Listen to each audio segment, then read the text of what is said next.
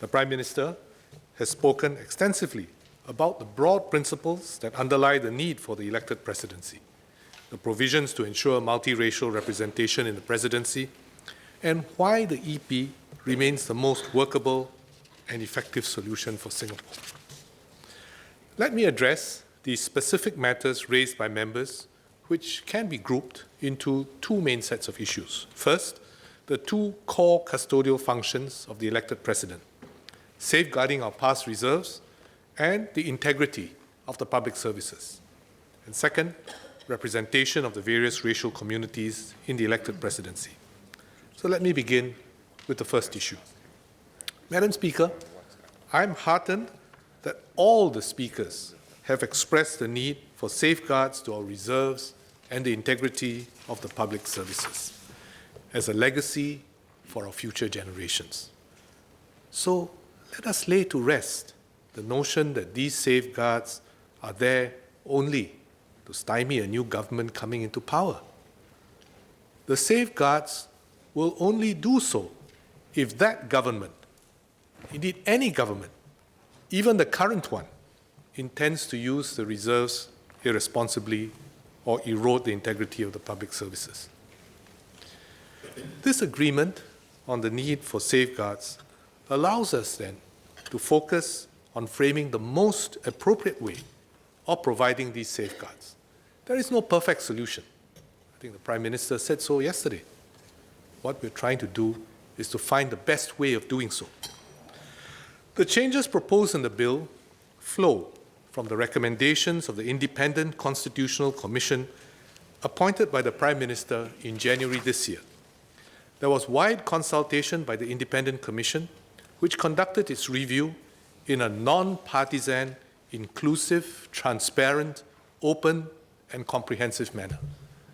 Now, why did I emphasize Independent Commission? And the Prime Minister decided to set up an Independent Commission because he did not want this review to end up being embroiled in partisan toing and froing, as we've seen in the last few days. He wanted an objective look at the issue so that we can have the most comprehensive report and to do it openly and transparently.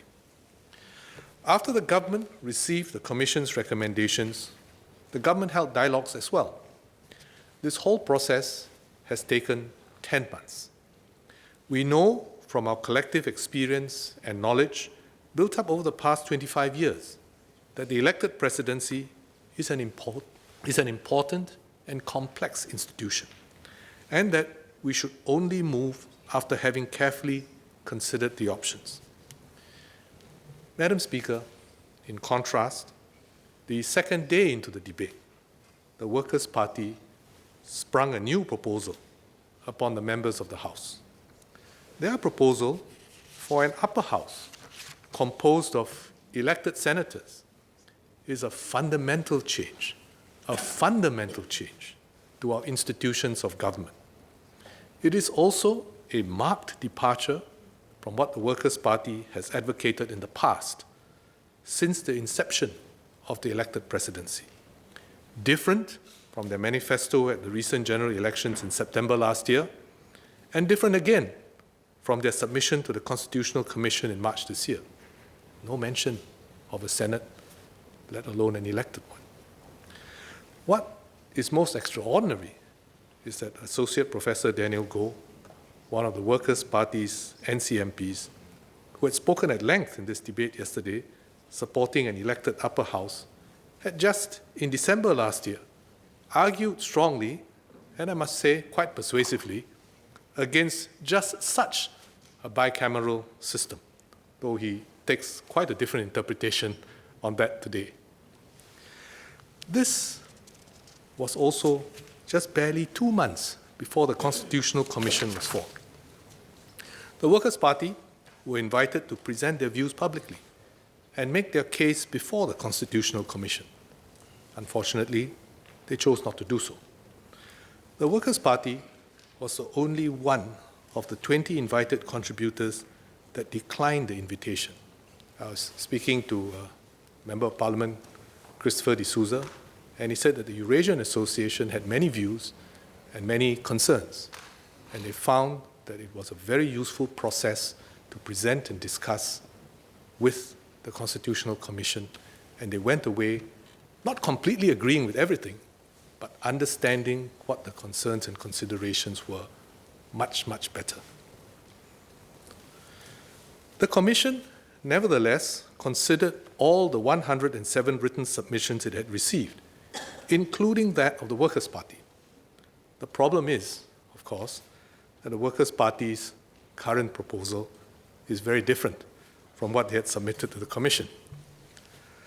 The Workers' Party has now, less than 36 hours ago, in fact about 30 hours ago, put their proposal before this House, I must say, in a non-transparent, non-consultative way, literally keeping things close to their chest, and asked this House to consider it. Even so, we endeavored very hard to find out more about this proposal. Unfortunately, it is apparent from the tentative way that the Workers' Party MPs have attempted to respond to questions about the most basic and important features of their proposal that this proposal has not been well thought through. The proposal has the benefit of brevity, but unfortunately not of clarity. We saw Workers' Party MPs go back and forth on whether the Senate's power was limited only to delay or whether it actually had a veto. We saw them flip-flop on what eligibility criteria the senators must satisfy, and we saw them hem and haw over how those senators are being elected into office. Madam Speaker, governing is a complex and serious issue, and no responsible party should deal with an important issue, such as changes to key national institutions, in a cavalier manner. It is not something that you can just be brazen about and dismiss by saying, oh, don't be bogged down by the details. However, the lack of a well-thought-through proposal with a clear plan has not stopped the Workers' Party from going even further, calling for a referendum, in fact, almost insisting on one for their proposal. They even put forward a draft referendum question for the House to consider, when they are not even clear about exactly what it is that they are proposing. Madam Speaker, we do not need to repeat the post-Brexit referendum confusion, where the British were left with no clear plan and lacked the execution ability to carry out what they had persuaded the voters to vote for. The Workers' Party has also failed to articulate clear or consistent reasons for why they say their proposal is better than the EP. Just 11 months ago, one of the key MPs arguing for it these 2 days, in this very chamber, had publicly argued the opposite. Their proposal gives an unelected Senate Elections Committee the ability to bar eligible candidates from even participating in the Senate elections. This exclusion is done in an entirely non-transparent, unaccountable, and potentially arbitrary manner. It multiplies the difficulties associated with finding a suitable candidate for the presidency by 8. Also unresolved are innumerable operational issues with the proposal. For example, how is gridlock in the Senate resolved? Madam Speaker, what is troubling also is that members of the Workers' Party have, during this debate, attempted to draw support for their proposal by representing that the Commission recommended such a structure. This paints an incorrect picture of the Commission's report and its actual recommendations. Let us go to the Commission's report itself. In paragraph 747 of the report, the Commission stated, with regard to the proposal to unbundle the custodial and symbolic functions, and I quote, "The Commission considers that this is a proposal that the government may wish to consider if and when it is appropriate and timely to undertake a more fundamental change to the presidency. And again, at paragraph 753, I quote, "The Commission has set out its thoughts on this issue only for the government's consideration, and if the government deems it fit and profitable, further debate. The Commission does so only as a group of citizens," unquote. Madam Speaker, this was certainly not a recommendation made by the Commission, much less a main or major recommendation. It was a suggestion that the Commission made for the government's consideration based on some of the submissions it had received. Furthermore, what the members of the Commission had actually described for consideration was an appointed council of experts with no veto powers.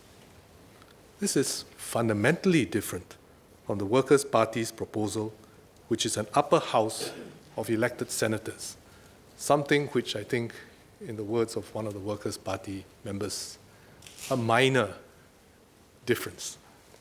It's a fundamental and major difference. Instead, Madam Speaker, the Commission's main recommendations focus squarely on enhancing and improving the existing institution of the elected presidency. It dealt with the revision of the eligibility criteria, the strengthening of the CPA, and the hiatus-triggered mechanism to ensure multiracial representation. The government, in most part, has accepted these recommendations. Where we have not done so, we've stated quite clearly in the white paper where and why. If the Workers' Party wants to advocate for, campaign for the idea of an elected Senate, they can and should do so. But they should do so in an open, transparent, and fully consultative way. Don't spring it on people. They can start by putting out a proper proposal. It is not a novel idea, a bicameral system. Some countries have a bicameral system, and one should examine its merits and pitfalls objectively. Pity that it wasn't submitted to the Constitutional Commission. And we should study its merits and pitfalls. For example, the very issues that Associate Professor Daniel Goh had so eloquently put forth less than a year ago. It's very well written. The Workers' Party can then campaign on that proposal at the next general election. And if they succeed, they can see to it that it comes to pass. In fact, if it is a good proposal, we will be prepared to consider it too. Why would we want to consider something that is good for Singapore and not accept it just because it comes from somewhere else? If it's good, better than the elected presidency that we've constructed today, we'll be prepared to accept it. But I don't think it is. What they cannot do is to pull a half-formed proposal out of a hat and press for a referendum on the issue. Madam, I do worry if this ad hocism is symptomatic of the way they would wish to run our country and the public institutions that they are responsible for. Let me now turn to the substantive matters at hand. The changes that the government is making to improve the present system, the bill that is before this House. These recommendations are in accord with the recommendations of the Commission and have been arrived at after thorough consideration through the open consultative process over 10 months that I had described earlier. The changes to the eligibility criteria bring the 1991 figures up to date. The changes to the CPA framework harmonize it to make it function more smoothly and uniformly. I will come to this a little more later. The changes for minority representation introduce a new mechanism to ensure multiracial representation from time to time. Madam Speaker, as the Prime Minister has said, the elected presidency is not a perfect system. But what we are doing in this House is institution building. We are trying to improve our institutions and strengthen them for the Singapore of the future. It is part of an overall effort to build stabilizers in the system so that whether you're a town councillor or a member of parliament or a president or a prime minister, you are governed by a set of laws and are held accountable to them. Each person understands his or her role, carries them out diligently and faithfully for the good of the country. The important point when we consider voting later this evening is that the Workers' Party has really not come up with a workable and better alternative to the system that we have and the improvements that we are proposing. The President continues to be the foremost symbol of our national unity. We acknowledge that there may be potential tension between the President's historical and custodial roles. We have always said so. It's not something that we have ducked. We have said so and acknowledged it. But as we have explained in the White Paper, and again in this House, the Prime Minister, myself, and as the Constitutional Commission itself noted, all our elected presidents have been able to perform the two roles with distinction. And not a single member in this House has refuted this point from either side of this House. Furthermore, this is not uncommon. It is quite common in other countries, such as the United States and France, for an executive president, elected executive president, to concurrently be the head of state. While there is potential tension between an electoral process and the president's unifying role in these countries, the president continues to play this role in these countries, which are long-standing democracies.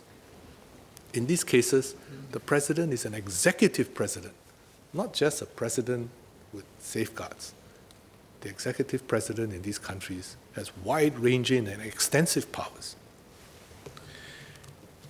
In our case, our president is not an executive president. He's a president with symbolic and custodial roles. He's not elected on a party platform. And I believe that if we have wisdom, particularly among our voters, we should be able to elect good presidents and to handle this. Madam, with the introduction of elections for the elected presidency, eligibility criteria were put in place to ensure that candidates standing for elections have a certain baseline of experience and skills for the presidential role. The Commission considered the imposition of criteria as a necessity. These are in the words of the Commission. Many members have spoken on this, including Ms. Cheryl Chan, Ms. Chen Liu-Hui, Ms. Tin Pei Ling, Ms. Seah Kan Peng, Ms. Kwek Chow Yin, and agreed with the need for stringent criteria. Yet, some members, while accepting the need for eligibility criteria, asked whether the revised criteria were aimed at limiting the pool of candidates to certain groups. The Workers' Party said in response to the Commission's report that the real risk is that, and I quote, you have a PAP government with an elected president which is from the establishment, both squandering away the national reserves, unquote. Madam Speaker, what is the WP saying? That the past elected presidents have been unable to act independently or carry out their duties properly? I have seen firsthand how our elected presidents have carried out their roles. These are men of integrity, men who have principles and are prepared to stand by them and act on them. Has not the Workers' Party itself acknowledged in this very House the independence of mind of the late President Ong, or the way that the late President Nathan had always treated them with courtesy and fairness and consideration? So let us not unfairly run down the system and particularly cast aspersions on honorable men in an attempt to try to score political points. I also note that the Workers' Party, while seemingly critical of eligibility criteria, also accepts the need for eligibility criteria in its elected Senate proposal. Mr. Leon Pereira confirmed, he said yesterday and confirmed today, that the eligibility criteria for its elected Senate proposal is the same as that for elected presidents. Yesterday, he promised to give details in his main speech. In fact, he put his hands up several times. But we have not heard from him today on further details. Sir, the Workers' Party is effectively also restricting its Senate to a limited group of people. But the serious problem here lies with their proposed Senate Elections Committee, which is tasked to shortlist 16 candidates from a pool of qualified applicants. Now, the Senate Elections Committee is not an elected body. It's an appointed body. As Dr. Janu pointed out, unlike the current inclusionary model, where the PEC certifies the eligibility of any applicant that meets the qualifying criteria, the Workers' Party's model is exclusionary, in that the SEC sets a cut-off at 16 candidates. The Workers' Party has not provided any details as to how the SEC will draw the line between the 16th and the 17th and other candidates. So far, it has said that this line is drawn at the discretion of the SEC. And Mr. Singh yesterday emphasized that such discretion should be non-justiciable. The system as proposed by the Workers' Party is far from transparent. I bring up some of these issues because if you want to criticize our present system, we need to offer something that works better. And I bring it up to show how difficult it is to design a system and to make it better than the one that we have today. Mr. Satyandi, Mr. Louis Ng, spoke about the raised eligibility criteria and how they might impact the pool of qualified candidates. Professor Madhav Mohan and Ms. Kwek asked about the differences between a chief executive of a $100 million paid-up capital company and that of a company with a 500 million shareholders' equity. Madam, the quantitative threshold of 500 million shareholders' equity for candidates from private sector companies was proposed by the Commission after studying the matter carefully. This took into consideration the need for a president to have the requisite experience and ability to make large and complex financial decisions on an urgent basis, and the diverse strategic and operational considerations that bear upon such decisions. The government has accepted the Commission's recommendation to increase the quantitative threshold, and as explained in the white paper, the President may have to scrutinize huge potential drawdowns, possibly within short periods of time. To effectively discharge responsibilities of such a scale and magnitude, the President must have the confidence that comes with familiarity with making decisions involving large sums of money. As I've already mentioned in my opening speech, there are significantly more companies today that would meet the revised threshold of $500 million shareholders' equity than the 158 companies in 1993 which would have met the $100 million paid-up capital threshold. There will continue to be qualified minority candidates from both the public and private sectors. I don't have a precise figure. A precise figure is not available. Companies do not make public the information on the racial background of their officers. But if we agree, as I think we do, that we must be uncompromising on the criteria and that we cannot lower the bar for any community, we should focus on growing the pool of eligible candidates. Every community should aspire towards producing leaders that may one day represent the nation in her highest office, and to encourage those leaders to come forward to serve in that office. The pool will grow over time as our country progresses. Are the criteria too focused on financial acumen? I think Ms. Kwek asked this question too. Mr. Christopher D'Souza, Mr. Zaki Muhammad spoke about the financial aspects of this eligibility criteria. Madam, the criteria are to ensure that the candidates running for office have the knowledge, competence, and judgment to make decisions on financial matters of significant magnitude or scale, as well as on key appointments to the public services. These are criteria that we are able to state in an objective way and to codify it. However, other criteria, such as integrity and good character, are also crucial. We can write it down, but how do you specify it? How do you measure it? They are required of a presidential candidate as provided for under the existing Article 19(2)(e). So it's written down. This is, of course, not exhaustive of all the intangible qualities we desire in a president, such as public spiritedness, compassion, and empathy. These are key and critical responsibilities. But it is very difficult to legislate for all these intangibles. It is our people who will ultimately have to be the judge of whether a candidate has what it takes, especially where these important intangibles are concerned, to be the president when our people exercise their vote. Now the CPA. Some members like Ms. Sylvia Lim and Professor Daniel Goh have asked about the CPA's functions and raised queries about an unelected body playing a role in the system of checks and balances.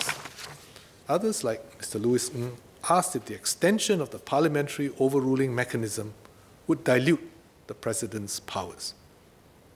Madam Speaker, I must emphasize that there are no changes to how the President's veto powers, the moderating effect of the CPA's advice, or the parliamentary overruling mechanism operate in respect of the President's custodial powers over reserves and appointments. And I went to some trouble to prepare a slide 2 days ago to explain this. This was handout 3. In fact, it's one of the simpler slides. The changes merely adopt a uniform approach towards the President's obligation to consult the CPA on financial and appointment-related matters, as well as extend the overruling mechanism in a uniform way to these areas. Today, the President is obliged to do this in some areas, but not in others. And there's some inconsistency there. So we're just making it uniform. But those powers and the mechanism remain the same. As I have explained, the overruling mechanism already applies in 2 areas, supply bills and key appointments. And the approach taken is to harmonize the approach towards parliamentary overruling by subjecting the rest of his core custodial powers to the same overruling framework. In short, what is being proposed simply ensures uniformity in the President's obligation to consult the CPA and the availability of parliamentary overruling insofar as his core custodial powers are concerned. There is no change in the way the mechanism operates. As for the weight given to the CPA's recommendations, I have already explained in my opening speech that the CPA's role is to provide its advice to the President. It is the President who decides whether to veto a government proposal and not the CPA. The CPA has no veto powers, neither over what the President does nor what the government proposes. The CPA provides its advice. The Workers' Party has suggested that the bill elevates the unelected CPA to an alternative center of power, creates a specter of this very powerful CPA vetoing and blocking everything. It's just simply not true. If you read the white paper, if you listen to my speech, if you look at the diagram, you will know that it's not true. Mr. Pritam Singh and Associate Professor Daniel Goh have referred to the CPA as a third key and questioned its moral authority. Ms. Sylvia Lim and Mr. Leon Pereira said the CPA can checkmate or block the President. Mr. Low Tia Kiang even went so far as to suggest that the CPA's power exceeds that of the elected president, or even the government itself, and said that at critical moments, the CPA can block the government from drawing on past reserves and making key appointments. Madam, as I said, this is entirely untrue. The Workers' Party members of Parliament fundamentally misunderstood the role the CPA plays under the Constitution, in spite of the fact that it's written down, thoroughly explained yesterday in the diagram. In fact, they are misleading this House. It is not a third center of power. It is unable to single-handedly block a government proposal. This has been the same for the past 25 years and remains unchanged under the bill. The CPA's role is only relevant when the President vetoes a proposal from the government. When the President agrees, the CPA has no role, no weight. The CPA's view has no weight. It's only when the President vetoes a proposal from the government. In such cases where the President has exercised his veto, but the CPA agrees with the government's proposal, the CPA's agreement serves to moderate the weight of the President's veto, but only by referring the issue to Parliament.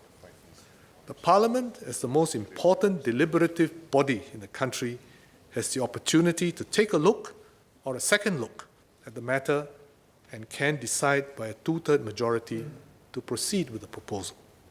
So ultimately, whether the government makes a decision with the President's concurrence, or the President disagrees with the government's decision, or Parliament overrules the President's disagreement, it is always an elected institution, the Parliament or the elected President, that makes the decision. At this juncture, I should address the points raised by Associate Professor Daniel Goh on the standing and independence of the CPA. I found it very disappointing that Professor Goh repeatedly suggested yesterday that the CPA is a politicized body while providing no substantiation for such a serious claim. Lowering the dignity of the CPA's role and standing in this manner is entirely uncalled for. Madam Speaker, I speak on behalf of the government when I say that the CPA members are eminent members of our society who have done much good work throughout their terms of CPA office. The CPA members are highly distinguished, competent, and experienced persons who have given willingly of themselves to public service, and their record of service and integrity speak for themselves. They've always acted independently of their appointing authorities and advised the President based on what, in their judgment, is in the best interests of Singapore. The changes that we have proposed further strengthen the CPA and enhance its ability to play its enlarged role. And we've added 2 members to the CPA as well, so that the President can benefit from a slightly wider range of views. Associate Professor Madhav Mohan asked about the disclosure of the President's and the CPA's grounds in a situation where the President exercises his veto. He referred to Articles 5A, 5B, and 5C. These actually reflect the broader framework set out in the new Articles 37ID, 37IE, and 37IF, which deal with the disclosure of the President's and CPA's reasons in the general context of the President's veto. As stated in the White Paper, the proposed approach seeks to strike a suitable balance between enhancing the CPA's and President's accountability for matters involving vetoes on the one hand and protecting potentially sensitive and confidential information on the other. The 3-stage approach I've set out in my opening speech gives form to this approach. I now turn to the second issue, whether we should ensure the representation of the various racial communities in the EP. Does race matter? Madam Speaker, many members have supported the need to ensure the representation of the various racial communities in the EP. The issue is how we achieve this representation. Singapore has made significant progress in building a multiracial society. It's difficult to do. countries have fallen apart even when they've lived in harmony for decades, even a century or two. We are only 50 years old. We are in a better situation than most countries and have managed to avoid the toxic racial debates and tensions that we see elsewhere precisely because the government has always taken an honest, preemptive, open, and an active approach to fostering multiculturalism. We did not leave this to chance. As Mr. Edwin Tong mentioned yesterday, we see this in the Housing Development Board's ethnic integration policy and in the ethnic-based self-help groups, such as Mendaki and the Singapore Indian Development Association. We also see this in the group representation constituency scheme, which has ensured multiracial representation in Parliament. When we introduced the GRC scheme, there were similar concerns expressed about how we make sure there's adequate racial representation. And if I may add as a footnote, I think Mr. Leon Pereira fully understands why we have an ethnic integration policy and how it has helped to avoid concentration of races and to make sure that we live together in harmony in all our housing estates. And yet he chose to raise it in a very political way in his speech just now. Madam Speaker, as a result of these policies, we have expanded the common space, facilitated racial integration, and ensured that our politics remain above race and religion. Contrast this with the approach that France has taken, which Dr. Tan Wu Meng alluded to in his speech on Monday. In principle, the approach that France takes espouses a colorblind approach to race relations. But in effect, what has happened is it has masked the stark differences in socio-economic opportunities and outcomes between the races, which has in turn led to racial tension and strife.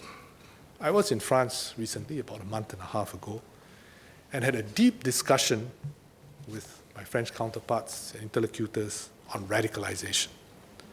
Senior French officials, scholars, and those who are doing community work acknowledge that there are deep fissures in their society. They're trying to grapple with it. But they run up against their long-held belief that the issue of race would go away if one simply does not acknowledge race and racial differences. But the issue has not gone away.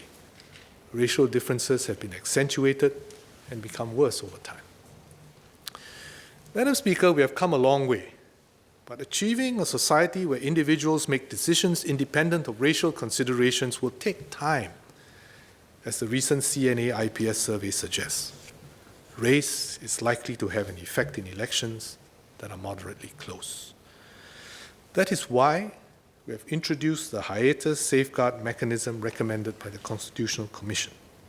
It addresses present realities while encouraging us to strive to achieve our goals and aspirations.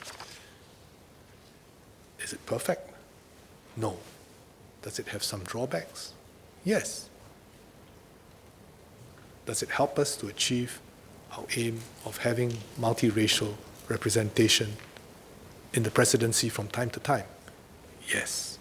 And does it do it in a way which is self-extinguishing if we reach a point where we are race blind?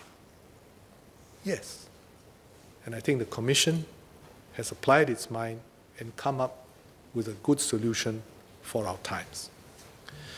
Mr. Yee Chia Sing asked whether a gap of 5 terms was too long for the hiatus safeguard mechanism. The Commission had proposed 5 terms, as they felt it would strike the right balance between ensuring minority representation while not being too invasive or prescriptive.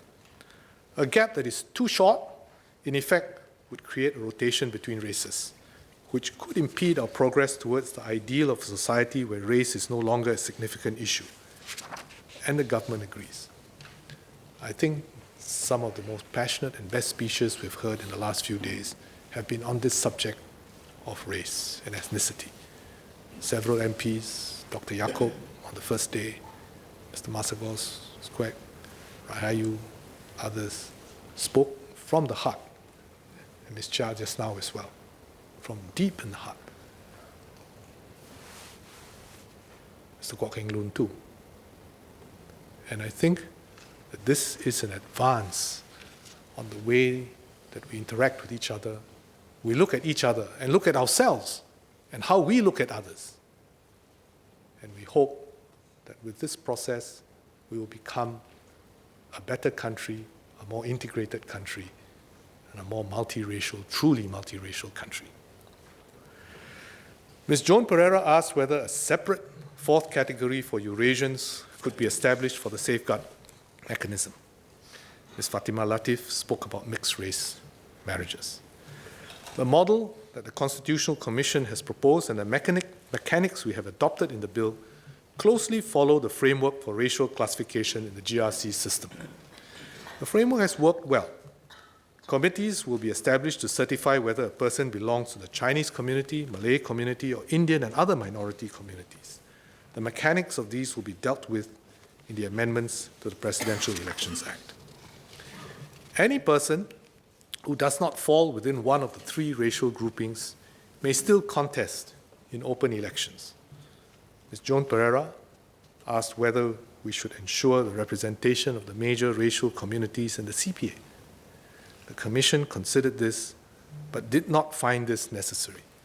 It highlighted that the primary role of the CPA is to provide expert advice to the President in the exercise of his discretionary powers, and unlike the President, the CPA is not intended to discharge a symbolic role as an expression of our national identity the way that the President is. This is a critical distinction between the Presidency and the CPA, which justifies the need to ensure racial diversity in the former, but not the latter. And the government agrees with the Commission. Mr. Louis Ng and Ms. Jessica Tan spoke about the lack of representation of women in the office of President. Madam, if we look at some of the sizable companies and key public sector offices, the pool of women who qualify is not insignificant.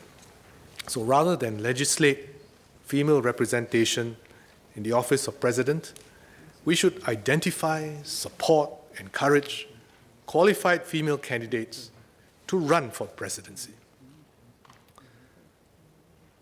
Before I conclude on this segment, may I say that I was really also very moved when the PM announced yesterday that the next election for the presidency will be a reserved election for the Malays. And I'll explain to you why later on. Let me now address the questions raised by members on the NCMP scheme. Mr. Seah Kian Peng spoke about the changes to the NCMP scheme and asked how granting NCMP's full voting rights would relate to the role and responsibility of the elected members.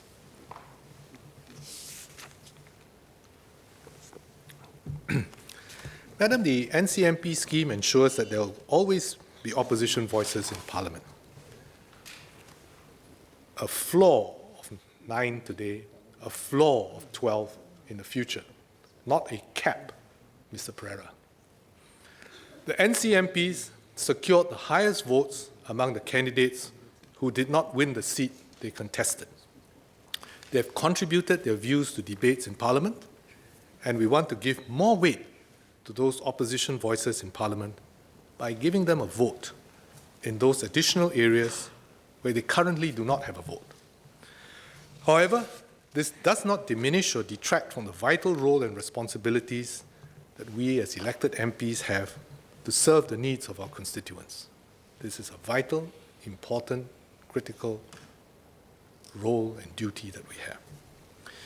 Mr. Dennis Tan and Mr. Leon Pereira repeated the Workers' Party's contention that the scheme distracts and dissuades voters from voting in opposition MPs. Madam, the Workers' Party has taken up its full quota of NCMP seats, and it's even positioned candidates from specific constituencies to be NCMPs in preference to other candidates. This shows that being an NCMP offers advantages, not least of which are public exposure and parliamentary experience. And Ms. Sylvia Lim herself has been a beneficiary of this and said so. Madam Speaker, Mr. Leon Pereira has said that we would not have introduced the NCMP scheme for the benefit of the opposition alone.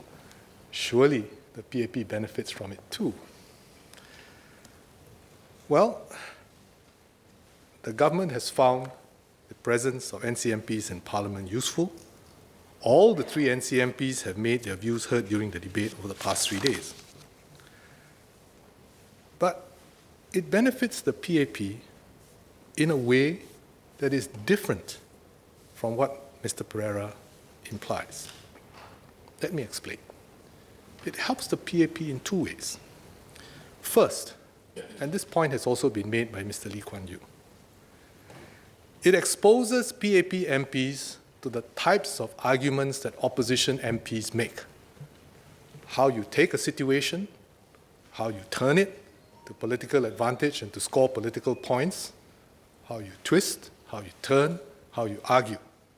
He wanted our PAP MPs to have this experience in this House, not just during general elections, but every time this House sat. And I think we have had ample demonstrations of this throughout the terms of Parliament that we've had. And also teach our PAP MPs, give them the experience of how to respond clearly and calmly. Second, and equally importantly, it allows the government to engage the opposition. Unlike phantoms in the night that turn up only at general elections, make claims, not engage, and then disappear again. Here, policy alternatives have to be put up, scrutinized, examined, and discussed. Just as the opposition questions and examines the policies that the government puts up, the government examines the policies and the proposals that the opposition puts up. Just as we have seen over the past few days with the Workers' Party's proposal for the elected Senate. You cannot make this proposal and disappear. You may try to retreat into rousing rhetoric, but you have to answer the questions in detail. We are looking not just for rousing rhetoric, but practical policy, practical programs, and also how one can execute these things, where the resources are going to come from. We can do this in Parliament, engage the opposition on these things, rather than fighting with shadows who appear and disappear in the night.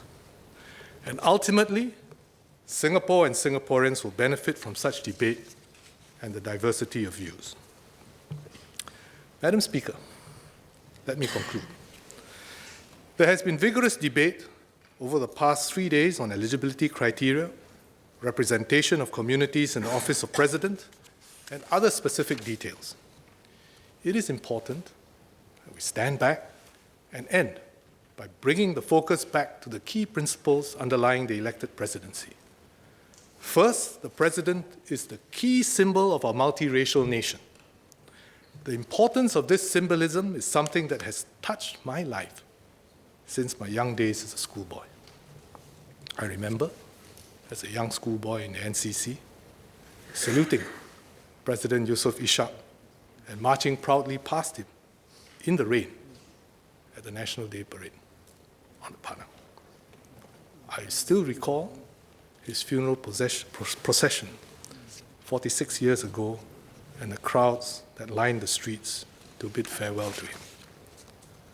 I remember receiving my commission as an SAF officer and the President's Scholarship from the hand of President Benjamin Sheares, and then later serving as an aide-de-camp to him and also attending at his funeral.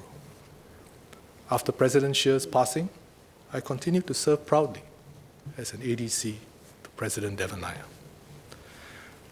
I've also experienced the additional custodial powers of the President. As a naval officer, I received my appointment as the Chief of Navy from President Wee Kim Wee in June 1991, shortly after the new provisions for elected presidency came into force. the Chief of Navy, is one of those appointments that requires the President's concurrence. And I've served in cabinet when Presidents Ong Teng Cheong, President S.R. Nathan, President Tony Tan carried out their presidential duties, including the additional custodial roles of the office. They did so with dignity and grace, reaching out to all communities and doing us proud internationally. They also exercised their custodial powers with integrity, circumspectly, and with independence of mind. Madam Speaker, in my own lifetime, I've seen how our presidents collectively have stood for our values as a multiracial society, as a unifying symbol of a united, harmonious Singapore. I want my children and my grandchildren and children of every community in Singapore to see in their own lifetimes the rich ethnic diversity that is Singapore reflected in the presidency. The changes that we are making to provide for ethnic representation will ensure that they do so. Madam Speaker, the pioneer generation of Singaporeans had no reserves to protect. They lived by the sweat of their brow and worried about how the vagaries of life might throw them and our country on hard times. They saved, scrimped, steadily built up our reserves so that by the middle 80s, we actually had reserves and had something to protect. Before that, we didn't. That's why we didn't need to have a president with safeguards to protect the reserves. And this is what they have bequeathed to us. The elected presidency has helped to safeguard these reserves accumulated by previous generations. It is our duty to make sure that the system continues to do the same for future generations, that we leave the generations to come the reserves that will help us survive and bounce back in a crisis, not empty coffers or a debt to repay because we have failed to put in safeguards when we could. Madam Speaker, today we enjoy racial harmony.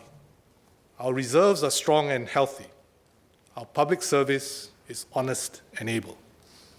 These are not things that come about on their own. They require both good people and good systems in place.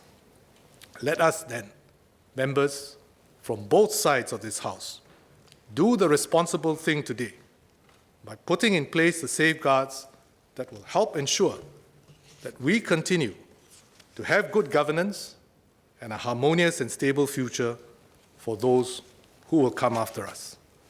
Madam Speaker, I beg to move, and I urge all members to give your support to the bill.